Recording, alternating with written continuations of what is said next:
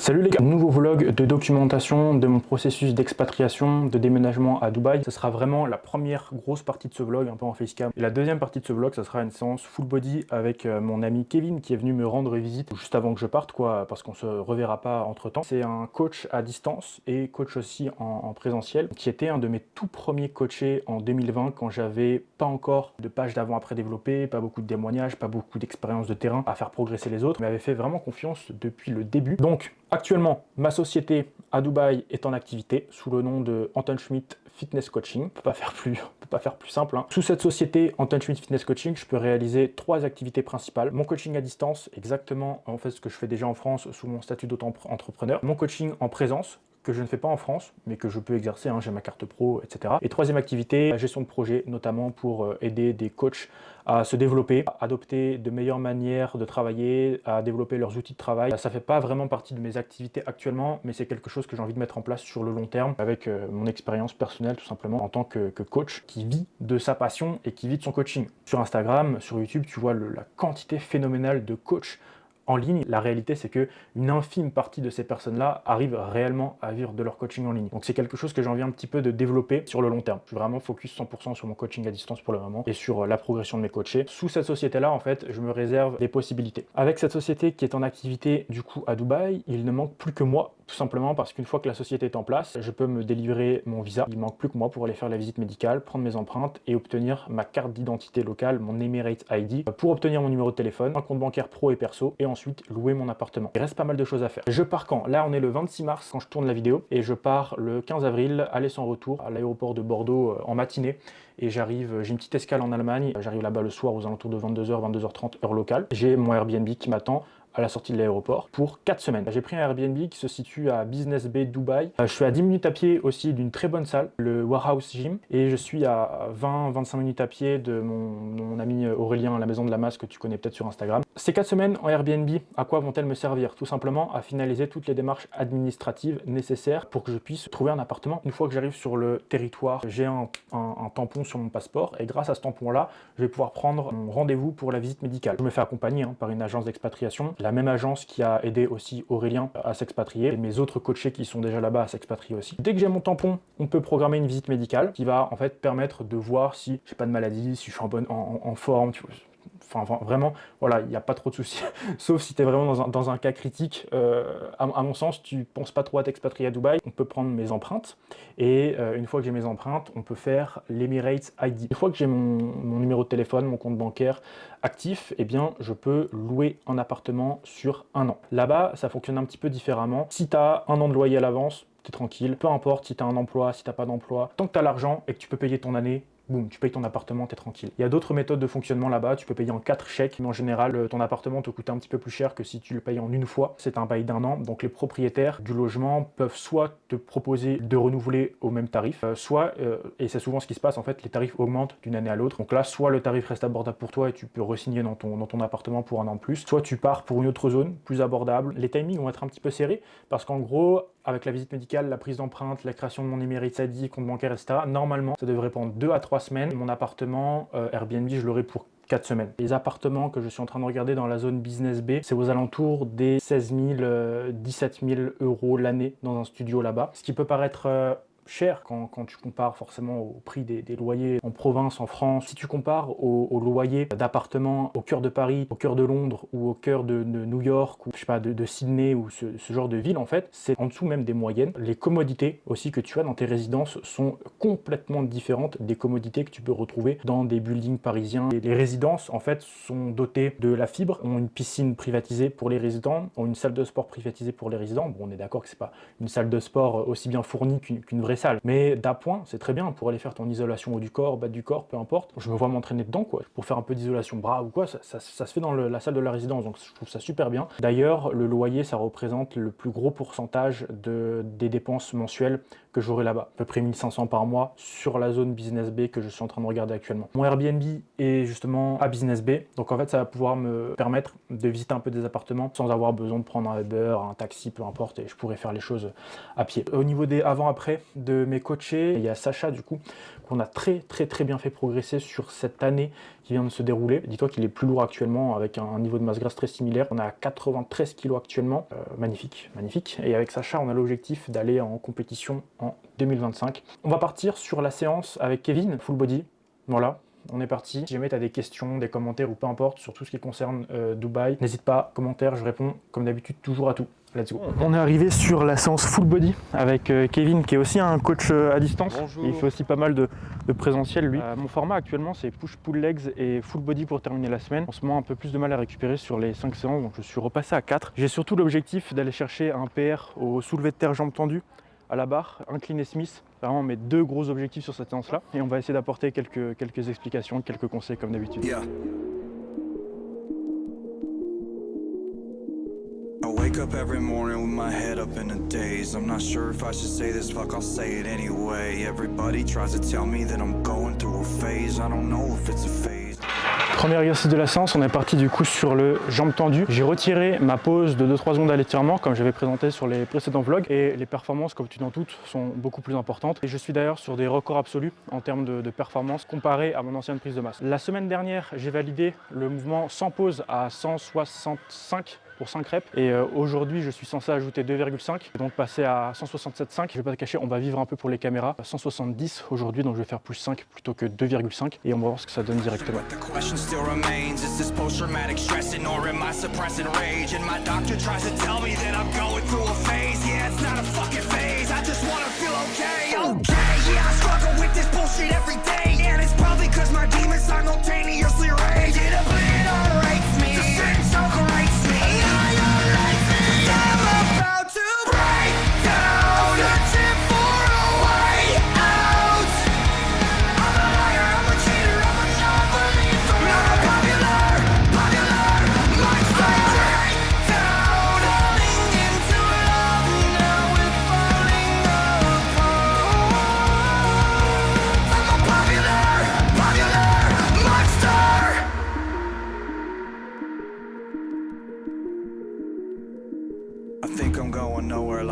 Trapped in a maze. Every wall that I knock down is just a wall that I replace. I'm in a race against myself. I try to keep a steady pace. How the fuck will I escape if I never close my case? 2 séries de pecs à la Smith avec pause ici. Mais bon, courbaturé pour 3 jours. C'est vrai, 8 séries pecs en ce moment par semaine, 6 sur la séance push du lundi, 2 sur la séance full body que je fais soit le vendredi ou soit le samedi en ce moment. Et ouais, je suis courbaturé juste avec 2 séries. Perso, j'étais déjà courbaturé parce que j'ai benché hier. Avec une pause à l'étirement encore une fois, celle-ci je l'ai gardée parce que je progresse toujours très bien sur le mouvement en gardant cette pause là, alors que sur le soulevé de terre, j'ai entendu justement avec la pause, j'avais plus de difficultés à progresser et depuis que je l'ai retiré d'ailleurs, les performances s'envolent. Donc là, tant que tout se passe super bien sur ce mouvement là avec la pause, je la garde. On est sur du 4 à 6 répétitions pour le top set et sur du 6 à 10 répétitions pour le back-off. Les 2 zones de reps sont en dessous des 10 reps. C'est un exercice que je préfère faire un petit peu plus lourd. Justement, utiliser les top sets, les back-off, ça te permet aussi de trouver les zones de répétition qui te conviennent le mieux tout en gardant le même exercice. Tu peux avoir un top set sur du 5 à 8 reps, un back-off sur du 8 à 12. Trouve les zones de répétition qui te conviennent bien. Surcharge, vois comment tu surcharges, comment tu te sens. À partir de là, tu peux justement affiner encore mieux ta programmation et garder les zones de répétition qui te conviennent le mieux et les appliquer aussi sur d'autres exos. I got voices in my head again, tread carefully, and I don't medicate, it helps me temporarily. I got problems, I got issues, yeah, apparently. Trauma that I'm burying, I think I need some therapy. I battle depression, I'm back with a message. I'm asking the question that if you hate me, why you acting obsessive? I'm past the point of no return, fuck being passive aggressive. I'll brandish a weapon, teach all you motherfuckers a lesson. Yeah. I actually battle my demons and silence and women the deep in the creep in the shadow. Troisième exercice de la séance, on se fait le leg extension en unilatéral. Et sur cet exercice-là, comme toujours dans mes vlogs, à chaque fois que je te parle de la stabilité, si jamais tu vois quelqu'un ou que toi-même tu fais ton leg extension sans jamais te tenir à une poignée, sans jamais te tenir au siège, sans jamais créer de tension intra-abdominale, et tu fais juste ton exo comme ça, en levant la charge sans jamais te tenir nulle part, tu sais que tu es extrêmement loin de l'échec et extrêmement loin de tes capacités. Donc ici, même sur un petit exercice anodin comme ça, il faut créer une forte stabilité, un point d'appui là, un point d'appui au milieu, et en unilatéral, tu bosses cette jambe-là. Quand tu passes à l'autre, un point d'appui là, un point d'appui là, et là, tu peux bosser efficacement cette jambe-là. Parce que tu crées de la stabilité, et en créant cette stabilité, justement, tu vas pouvoir générer plus de force et aller plus proche de l'échec. En réalité, tu penses, sans te tenir, être proche de l'échec, mais tu es juste limité par ta stabilité. Alors que quand tu te tiens fermement et que tu t'ancres dans le siège, eh ben, tu peux aller vraiment très proche de l'échec musculaire sans être limité par cette stabilité. Allez, c'est parti, on est entre 10 et 15 reps pour les 2 séries de leg extension ici.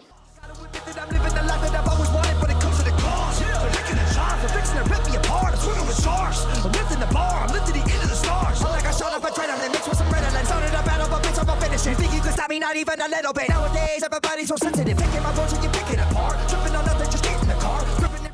Entre les deux côtés justement sur cet exercice-là, c'est un exercice qui demande de la stabilité, de la concentration, focus psychologique, une bonne tension intra-abdominale. Donc là, même si je fais une jambe puis l'autre, je prends un temps de repos entre les deux jambes pour être sûr de rester productif et de réaliser idéalement la même performance sur l'autre côté. I got enemies trying to get rid of me. Evil tendencies are fucking with me mentally. I got people that don't like me in the industry. I can feel your energy, you were not a friend of me. Cause I have been to places that you never wanna go. Yeah, I got dirt on people, but they act like I don't know. Yeah, I can do some damage, but I'll never rock the boat. All it takes is one post.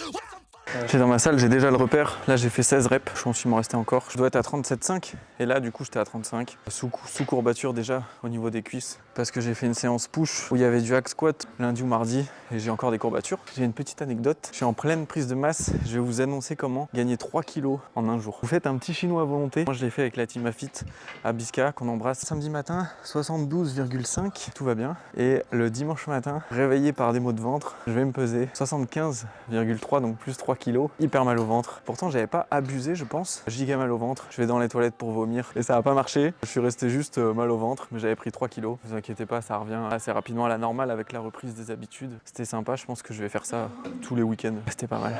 Quatrième exo de la séance, ça sera le tirage à la poulie basse, focalisé grand dorsal, donc avec le haut du dos un petit peu arrondi, la prise en semi-simulation, les coudes qui coulissent bien ici contre le corps, pour vraiment mettre le maximum de tension sur les grands dorsaux. 2 séries entre 6 et 10 répétitions. J'évite d'aller en dessous des 6 répétitions tout simplement parce que la stabilité après est trop limitante. Là je suis à 89, si je valide les 8 reps, je serai très content. Let's go. You never get rid of me, too many enemies whipping my imagery. You know my history, it ain't a mystery. Put every enemy out of their misery. Somebody send me some positive energy. I'm about to go dark, I'm about to go dizzy. Into the darkness, into infinity. Shut you motherfuckers up. Listening? Stacking every little pretty penny that I'm getting, and I'm never giving in to anybody. Always winning, never kidding when I die. I'm taking everybody with me. You're never gonna get me, cause you never see a simple. Yeah, my motherfucking God, you're a light on. I'm a time on, I'm vibes wrong, it's my on. I'm killing syllables of the letter of Philip. I'm a lyrical, typical super villain. I'm venomous, and I'm never gonna stop until they put me on top of the list. Control the monster any longer that's inside. The pain and sorrow left us solo. No tomorrows are to swallow. Death is calling, so I'm crawling. Tightrope walking, now I'm falling down. Like missiles falling from the sky. Come and save us. Avant-dernier exo de la séance, on a des élévations latérales à la poulie. Donc à hauteur de hanche, là, on va travailler le delto latéral dans une position plutôt étirée. Et après, on finira sur des curls inclinés, je crois, et des extensions triceps. Pourquoi vous devez faire vos élévations latérales à la poulie avec des cuffs au niveau des poignets ici, un fat grip ou quelque chose dans la main, style une poignée ou même une balle de tennis, ça marche aussi. Ça va vous aider à vous focaliser sur l'élévation du coude et à recruter beaucoup plus le deltoïde latéral plutôt que juste tirer votre charge et votre main vers le haut. Et le fait d'avoir un fat grip ou quelque chose dans la main, ça va permettre de générer beaucoup plus de force que si vous n'avez rien. Du coup, on a la main qui, quand ça devient difficile, qui bouge un peu dans tous les sens et le mouvement devient instable. Voilà, on est parti.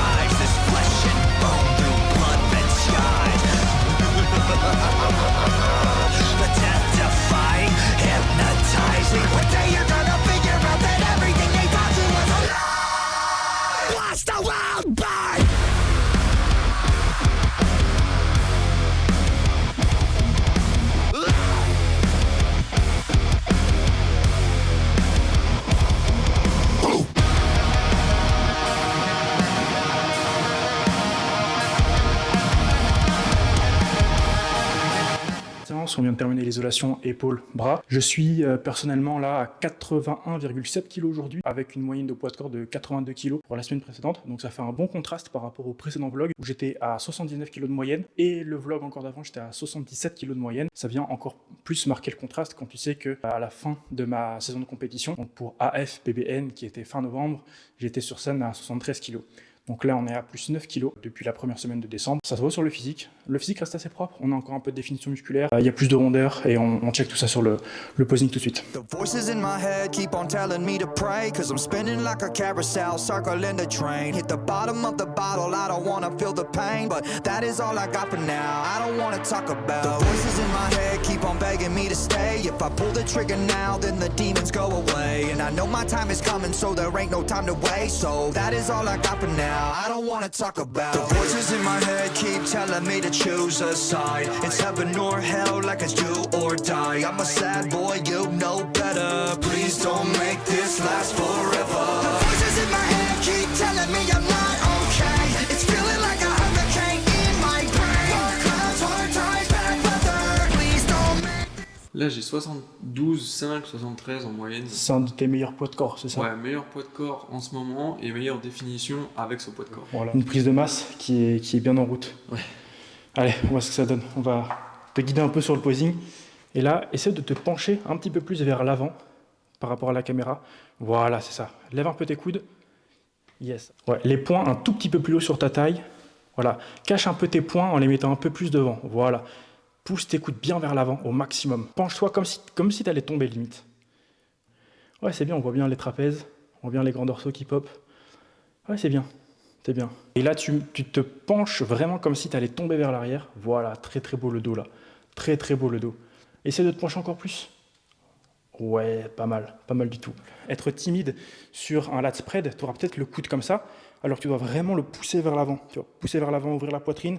Et si tu es juste comme ça, j'appelle ça un posing timide. Ouais. Voilà, c'est pour ça. Parce qu'en gros, tu as le bon positionnement, mais t'oses pas, tu vois, t'oses pas accentuer les choses. Le posing, c'est dur. Pour ceux qui n'ont jamais posé, c'est vraiment dur. Moi, je C'est fais dur. pas du tout de compète, je pose très peu. Et c'est vraiment. C'est dur, c'est dur. C'est dur, même au niveau du souffle, au niveau du cardio, c'est dur. Et dis-toi que sur scène, tu dois tenir 20 minutes, Ouais. constamment Les contracté. Les mecs qui passent sur scène, respect à Ouais. tout le monde parce que c'est incroyable. Pour ma compétition, j'avais pris justement un coach, Romain, qui est passé WNBF Pro en 2023. Tous les dimanches, on se faisait la session de posing et il n'y a que par le travail que ça peut rentrer, quoi. Il faut tout le temps perfectionner les choses parce que même si quand ton physique continue de devenir plus musclé, tu peux même mettre encore plus en valeur, tu vois, ta masse musculaire, tu peux changer certaines choses, tu te rends compte que ta cuisse, tu vois, un peu plus ouverte, un peu plus refermée, ça peut rendre mieux. Donc c'est un truc que tu dois améliorer constamment. Et Même si vous êtes timide, faut pas avoir peur de poser. Je pense qu'il y a plein de gens qui sont aux alentours de 70-75 kilos, donc ce qui n'est pas incroyable, mais par contre qui rendent vraiment très bien parce qu'ils savent très très bien poser. C'est pas réservé uniquement juste aux masses, quoi. C'est mettre en valeur son physique. Ouais. C'est mettre en valeur le développement du physique que tu mets tant de mal à développer à la salle. Et moi, j'aurais vraiment aimé commencer à poser il y a 3 ans, il y a 4 ans, il y a 5 ans, pour vraiment en fait avoir cette expérience et cette comparaison en fait du physique mis en valeur. Voilà, j'ai vraiment appris qu'à poser début 2023, donc il n'y a même pas un an. Quand tu compares ça sur plusieurs années muscu, un an de posing, c'est rien, quoi. Ceux qui font de la compète, ils posent toute l'année en général, ils s'entraînent tout le temps.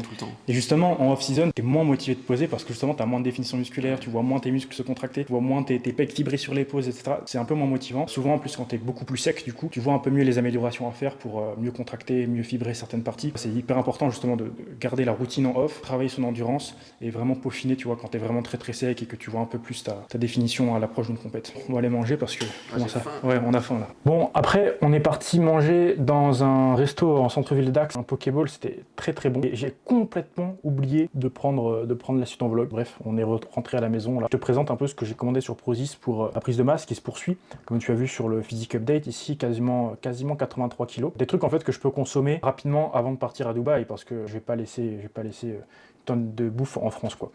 Alors, des trucs assez simples à manger, tu vois, des trucs qui passent facilement là, assez denses caloriquement. Je teste ça, de la viande séchée. J'avais jamais commandé ça sur Prozis. C'est assez dense en protéines, peu de volume alimentaire. Des wraps, toujours pour faire mes fausses pizzas au four. Pareil, galette de blé complet cette fois. Ma crème de riz. Avant, ma recette c'était 40 g de whey, 150 g de crème de riz, 50 g de flocons d'avoine. Maintenant, je mets 200 g de crème de riz et j'ai retiré les flocons d'avoine justement pour avoir moins de fibres, moins de volume alimentaire, pour digérer plus rapidement. de Huawei, chocolat noisette, des pains burgers, pareil pour faire des tartines au four et avoir mes calories de la journée un peu plus facilement. Mes préférés, les Billions, c'est les goûts que je préfère. Donc en toute transparence, ça c'est ma commande gratuite du mois avec Prozis. Et évidemment, je prends des choses que je consomme et que j'ai envie de consommer. Avec ça, tu peux commander sur Prozis avec mon code CAFE10 pour avoir 10% de réduction. Et là encore, en toute transparence, quand tu réalises une commande, en fonction des produits que tu choisis, je peux avoir une petite commission comprise entre 5 et 15%. Si jamais tu aimes bien ce type de vlog et que tu as envie de me soutenir dans mes projets et pour la suite, n'hésite pas à utiliser mon code CAFE10 et je t'en remercierai. N'hésite pas à laisser un petit like, activer la cloche des notifications si tu veux pas rater la prochaine vidéo, à t'abonner, c'est toujours une grande aide. J'aimerais bien avoir les 1000 abonnés avant 2025, ça serait top. Et si jamais tu as des questions comme d'habitude, laisse un petit commentaire. Je me charge de tout lire comme d'habitude et de répondre absolument à tout. Voilà, si tu es intéressé par un coaching, tous les liens sont dans ma description aussi. Let's go pour la suite. On se revoit soit en France pour un vlog entre temps, soit directement à Dubaï. À la prochaine.